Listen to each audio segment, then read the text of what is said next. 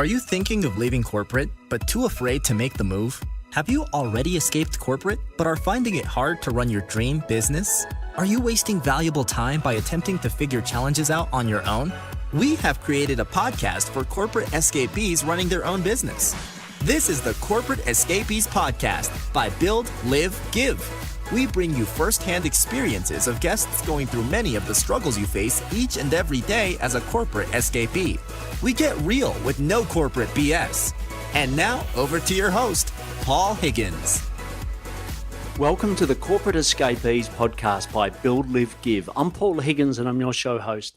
And today we have John Hoctor from Watch Me Think. John started his life in the UK. His dad was in the armed forces and they moved around a lot. And then he went into market research with a brilliant company called Mintel, and he set up the US office for them and also Australia. And then he decided that he wanted to do more. He wanted to take control of his destiny. And he, with some good colleagues from that business, went and created Watch Me Think. And over the last 7 years, he's scaled that business globally, and he shares a lot about his fears, some of the key challenges that he's had, and he just gives you a brilliant account of how you can successfully scale a business whilst being a fantastic person and giving back to his community. So it's a fantastic interview. So now what I'll do is hand you over to John Hoctor from Watch Me Think. If you're enjoying listening to our guest stories, just letting you know we have a community for corporate escapees who are rapidly growing their dream business to find freedom. Just like you, it's called BLG Boost.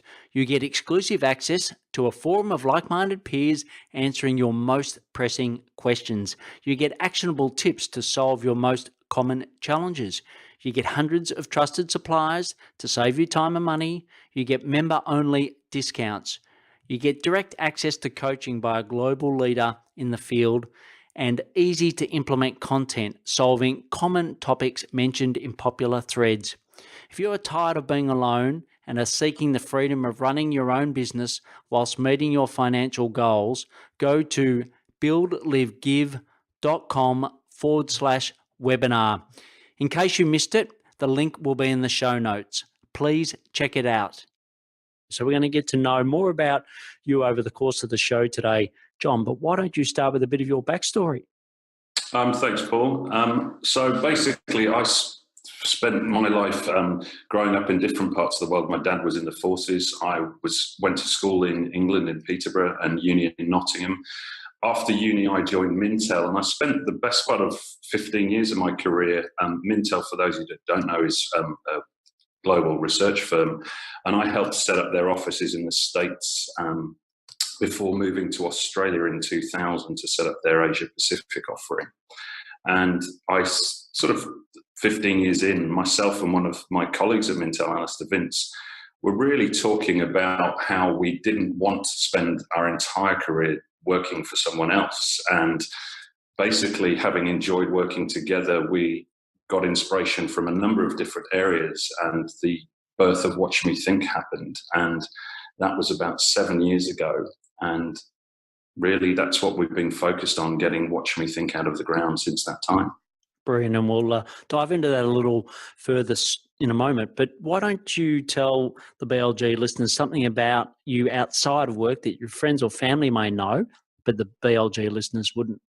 Sure. So basically, I'm married. I've got 3 wonderful children, Tom, Joe, and Abby, and a dog, Maggie. I love sport. I'm a great Sudoku player. I pride myself on my Sudoku ability. I find it great to switch off. I make a cracking omelette, and I guess for downturn, I do a lot of exercise where I can, because I find that's one of the best stress busters for me. Brilliant. Excellent. Sounds like you've rehearsed that, John. Have you given that line a few times? That was a great summary. I probably have a few of my friends who know me well as well saying, yeah, don't overstress the health benefits as well, because I don't mind a few pints either. Fantastic. And so at Mintel, did you say for around 15 years? Yeah, to be honest, Paul, I can't honestly remember the exact dates, but I was 22 when I joined, and I'd have been, 28, 29 when I left. So yeah, that's about right. Yeah. And what was sort of the you said that a colleague and yourself, wanted to go and start something yourself, but what was sort of, take us to that moment. What was going through your mind when you thought, you know what, Mintel's fantastic, but I think I need to go out and do something myself? I think there's a combination of factors. I think for me, I've always wanted to feel that I'm in control of my own destiny. I think Alistair and I had such a great time working together in Sydney. We were performing well with complementary skill sets. But there are a couple of things at the time that were really sort of culminating in the idea for Watch Me Think, because a lot of companies talk about wanting to get closer to consumers, and you'll see people talk about, oh, we walk in consumer shoes. But the reality is research budgets are under incredible pressure. There's often travel bans in there, and there was very little in the way of solutions that could truly help people connect with consumers in a more authentic way.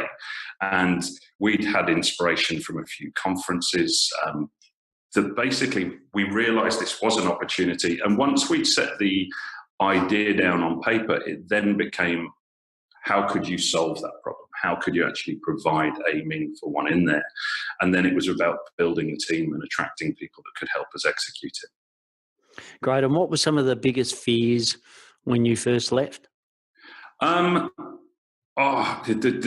fears, I think that's the fear is what stops most people from doing this. I mean, every single person has that nagging voice going, you're not good enough, you're going to fail, you've just given up the share scheme, the nice salary, the car, and everything that goes with it. What if you look stupid?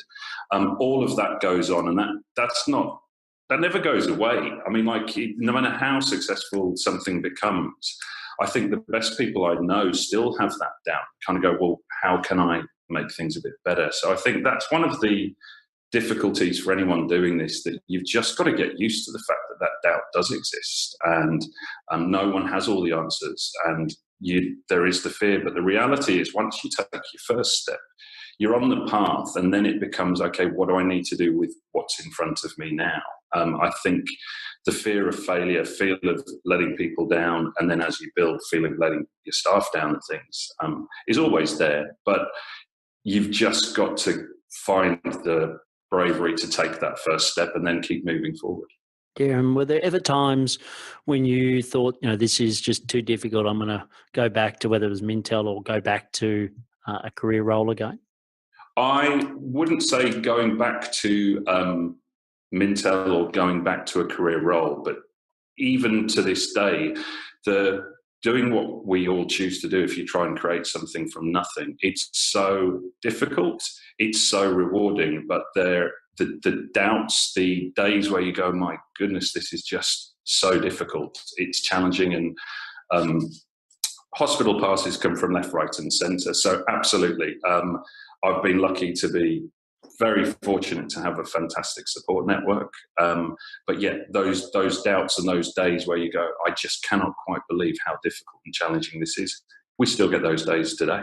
Yeah, and tell me a little bit more about that support network. Who and what sort of support have you got as you've built this fantastic agency? So basically the three co-founders, Steve, myself and Vince, we've started with a fantastic friendship which goes back almost 20 years with very complementary skill sets. I think the advice someone once gave me, that you've got to be more careful about your business partners than your choice of wife. I don't actually believe that's true, but there's a lot of realism in that. When you're in the trenches, and everyone goes through really tough times quite frequently, to know that you've got people that you trust implicitly, that you're all pulling in the same direction. And there has never been a single day that I didn't know that we were all pulling in the same direction. That's been fantastic. I'm very fortunate to have my lovely wife, Paula, who launched a business at the same time as me. So we were going in a similar path and could really empathise, often having chats at 3 o'clock in the morning if we couldn't sleep with the latest headache, and counselling that from there.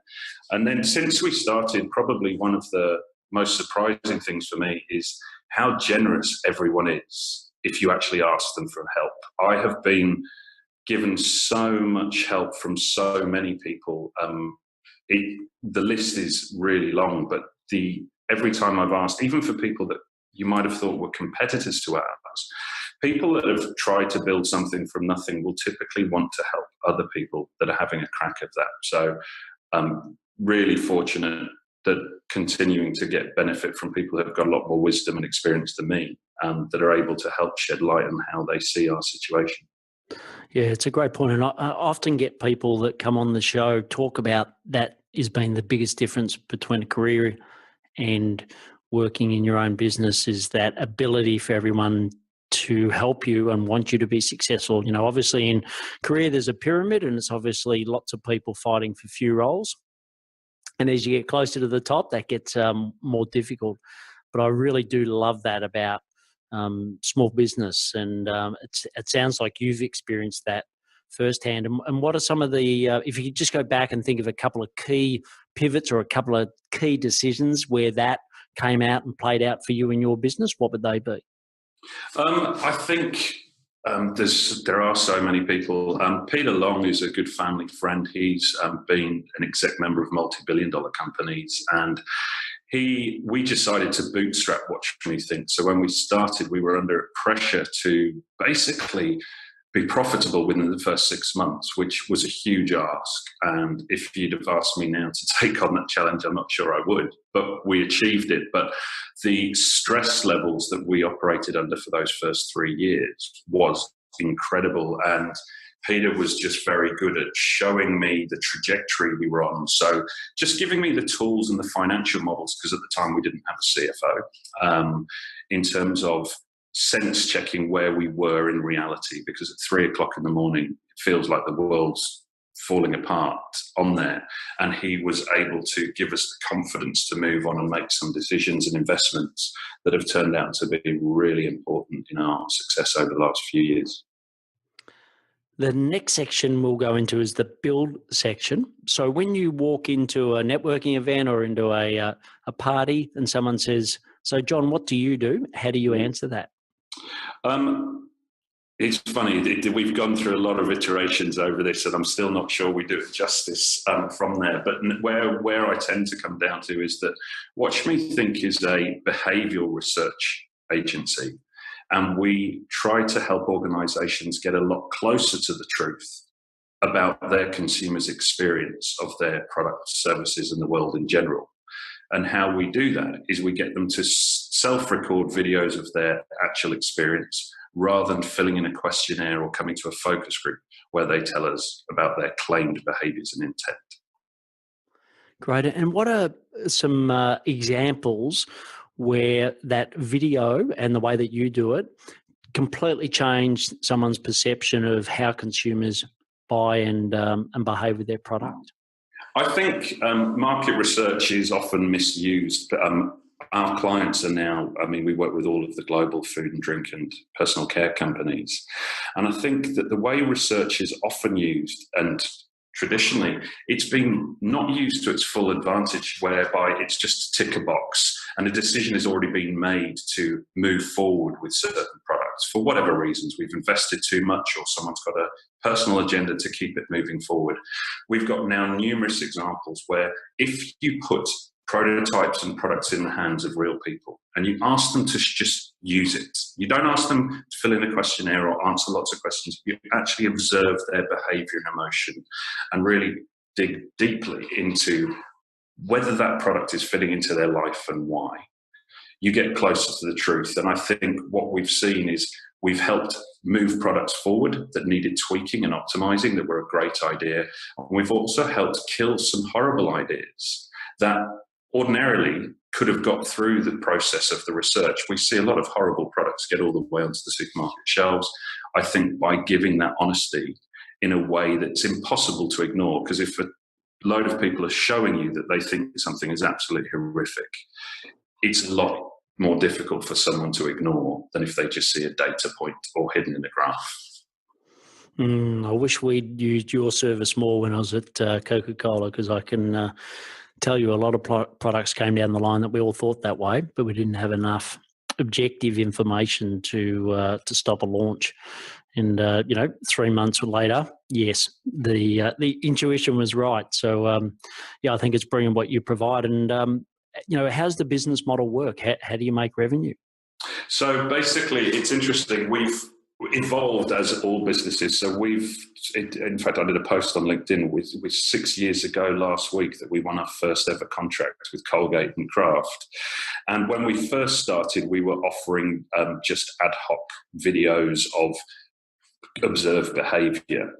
The clients with whom we work are really time poor. So we've had to evolve the solution so that we've developed a team of fantastic qualitative researchers, all of whom have worked within the clients and used our platform, so they're already fans, but they actually pore over the data and they bring to life what the insights and implications are to help the companies make better decisions, but they then support them with video highlight reels that help communicate those insights so the stakeholders understand it. So that ad hoc model is one of those.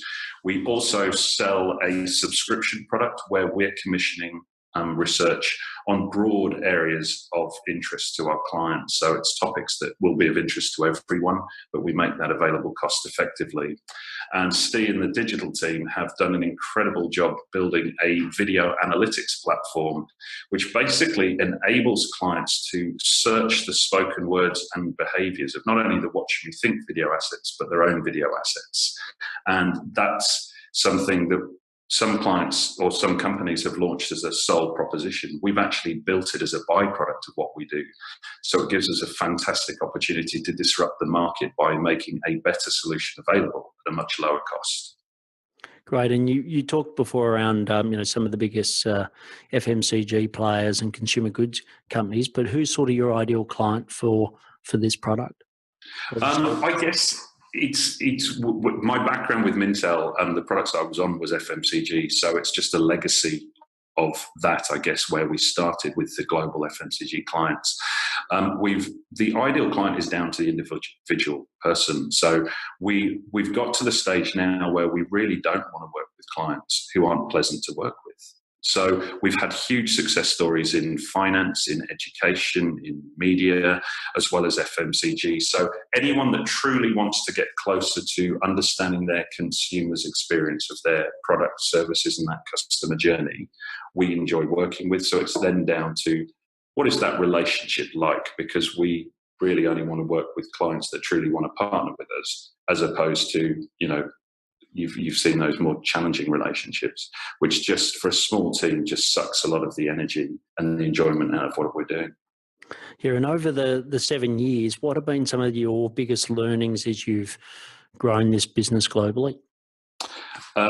Again, we're learning all the time. The learning curve is steeper than anything I thought. A few key ones for me would be, it's far better to focus on a smaller number of the clients that are really generous in experimenting with ways to get this done. We've benefited so much in terms of great feedback from some wonderful, super smart clients that basically say, yeah, that was good, but you know what, this could be even better if we tried this next time. For every one of those, you probably get 2 or 3 that fold their arms and say, man, it's nothing new. I do focus groups. You've got nothing here.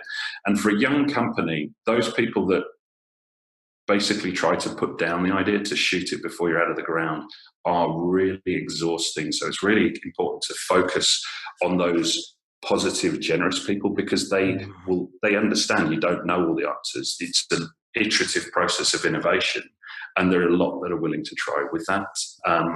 Another key lesson would be you've read it on many posts, but to recruit people that are smarter than you. The researchers we've brought in have been fantastic. We've got a great young team of project managers that are bringing inspiration in terms of different ways that could be doing things, different technologies that could be doing things.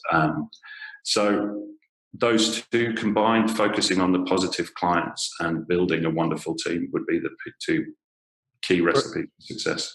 Brilliant. And what are some of the key challenges that face you today in continuing to grow at the momentum you have? I think it's interesting. The decision that we made was to bootstrap to this point, which was partly because the culture of Watch Me Think is fantastic. We don't just talk about saying our employees have a life in and outside of work. We live and breathe it, and we make that happen, and we demonstrate that in our behaviours. And not having an investor breathing down our neck for a short-term return has enabled to do that. There are a couple of other players that have raised capital between 5 and 10 million Aussie dollars. And therefore, despite not necessarily having a better product than us, they can outmarket us at the conferences, so you can buy that airtime. And we've got to just make sure that we're clear where we want to play, and that we're sort of making sure we've got the funds required to make sure that our superior offering is what's communicated in the marketplace. And that's one of the key challenges. I guess the other one is distance. Distance is difficult. I really wish Alice and I had so much fun working together and driving around visiting clients. I miss the fact that we're opposite sides of the world, and that only happens 2 or 3 times a year. Mm. Yeah, look, I know this could be anywhere in the world. Zoom and other platforms make it so much easier, but there's nothing like that face-to-face contact. And I'm sure, video is helping you do it for products, but I completely agree. We introduced Watch Me Play a couple of years ago. If we hit our targets, where we flew the entire team to San Diego, everyone from Watch Me Think went to catch up. And you're right, video does help, but that human contact and just being able to share a meal, share a couple of drinks was phenomenal for the culture of the team. And that would be something that it's expensive to do, and it's hard to always hit the financial targets to do it. But wherever that is possible, it's so worthwhile on so many levels. Yeah, no, great advice. And you spoke earlier about Paula, your wife, and how she's been growing her business whilst you've been doing yours. But when Paula listens, or hopefully she listens to this podcast, what would you like to say to her about the support she's given you as you've been growing your business? Paula's, where do I begin with Paula? Paula, I love to bits. She's an inspiration. She's basically been completely supportive. And I started slightly before her, so I was definitely tapping her and waking her up more often than she was me in the first few months about the latest challenge that we were facing. I think she has definitely, because she's going through the same process, there's a real empathy that you get. So it's not just an understanding, but it's really coming up with fantastic suggestions. And although the business is completely different, some of the challenges we've faced have been really quite similar. And I would honestly say that we wouldn't be here today if I hadn't had Paula as a sort of counsellor / advisor / soulmate through the entire process. Brilliant. And the last question just on the build section is, there's a lot of people listening to this podcast that are ex-career now running their own business. And, for some of the research that they used to do in large corporate, they don't have the funds to do that anymore. But if you could just give them a couple of key tips of how they could really understand their consumer without, burning the budget, what's a couple of tips you would give? I think that you don't need to spend money on market research. I mean, there's an awful lot of nonsense that's talked about market research, and a lot of that is to sort of justify a decision. If you want to understand the consumer, ask them or ask one of your friends to record people in the natural environment, or get friends to record their natural experience of products and services, not filling in a questionnaire, just get them to show you how they use things and ask them how it makes them feel. The consumer closeness, consumer empathy are some of the most overused terms. It's really just understanding what do they do and how does it make them feel. If you start with that, that can be done at almost no cost because everyone has a phone these days with a video function. Watch that and start to make notes of what are you seeing here that surprised you? What are you seeing here that you knew already? And what are some of the pain points / opportunities that you might see? If every organization did that for all of the things they launched, it could be done at no cost. You don't need Watch Me Think. We just make that entire end-to-end process simple. If any person as a startup did that, they would be better off because they would start very early on with a consumer lens of their idea at almost no cost.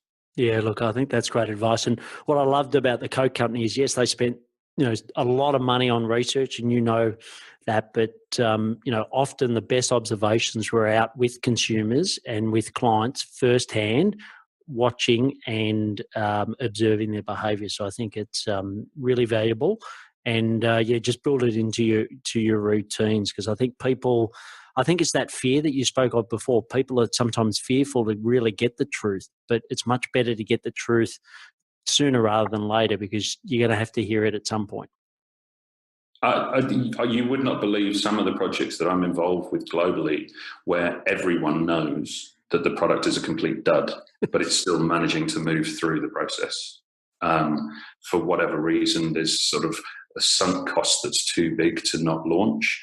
But you're absolutely right. Going forward with a product that you know is a real dud is far more damaging and far more costly in the long term, but someone has the KPI to get that product launched. And I think our approach can definitely help cut through that noise and make that happen less frequently. Excellent. The next section is the live section. And what are some of the daily habits that you use, John, to make you as successful as you are now? I genuinely try to exercise 4 times a week, various running, cycling, bit of gym, whatever. The stress levels that I've experienced through Watch Me Think were far greater, and I don't mean a small amount greater, were just infinitely greater than anything else. And that was advice, again, from someone that's done something similar in a different field. Spending time with the family and actually switching off the phone in the evening. I've got in the habit of doing that. So once I'm back with Paula and the kids, my phone is off or on airplane mode unless I have a call that I have to do, which is rare these days. And just making sure that you do own the diary. So it's not just about Watch Me Think. When you're in the trenches, it's really hard to do that, but your life is short and you don't want it to be the only basket you're filling up. Great advice. And I was amazed last night, there was something on one of the commercial TV's shows around time on device, and it was saying that the average child these days spends a minimum of 2 hours a day on device. And, I think it's I think the mobile phone's been one of the best things that's ever invented, but for some people they say that it's potentially one of the worst things that was ever invented. My wife talked about a study she read where it's actually making us less able to concentrate. So if you have your phone on in a room, even if it's on silent, you are less able to concentrate than you are if it's not in the room with you. Yes. Look, the next section is the give section. And what's a cause that you care about and why? There's a couple of causes. There's one very personal one where I've done a few fundraising events for some friends who have a very sick child around Dravet syndrome, which is a chronic form of epilepsy. And I really enjoy getting behind and supporting them. But one over the last year that I've been getting involved with is Fair Go Australia, which has been set up in Brisbane by a terrific mate of mine, John Godwin. And it's all about mentoring some of the most marginalised people in Australia and giving them a fair go. Brilliant. Excellent. Well, we'll definitely put the links to the show notes there, and a shout out to John for all the, sorry, you did say John as well? Yeah, it's John Godwin is the guy that started it up. He's doing a terrific job. And I think he's really tapping into, I think a lot of people like our age, Paul, that are in careers are looking for opportunities where they can put back themselves. And I think John's tapped into something really powerful. He's partnering with Your Town for some of the mentoring. And I met the general manager there last week, and she was saying that the impact that having people that John is recruiting from all walks of the corporate life to put time in to mentor these folk is having a huge impact on them. And it can be done in bite-sized chunks, which I think is important for people that are busy, that want to contribute. Yeah, no, look, I love that. I was once involved with an organisation called White Line, and that was mentoring people in juvenile detention. And, it was, I think you said it prior to us going live, is that the value you get out of being a mentee is, or as a mentor, I should say, is enormous. So you give a lot, but you also get a lot back, and you also just really appreciate how good life is. I think we live in what's called the Bayside bubble, but it's a part of Melbourne where we're very fortunate, and we live in one of the best countries in the world. But yes, when you do see people that aren't as fortunate as you, and you can make a difference, I think that's amazing. So shout out to John. And we'll definitely put the links to the show notes with Fair Go Australia. So the last section is the action section, and you've given lots of value through the course of the interview so far. But what we'd like you to do is just give sort of around a minute, 60 seconds answers to these next couple of key questions. So the first one is, what's your number one personal productivity tip?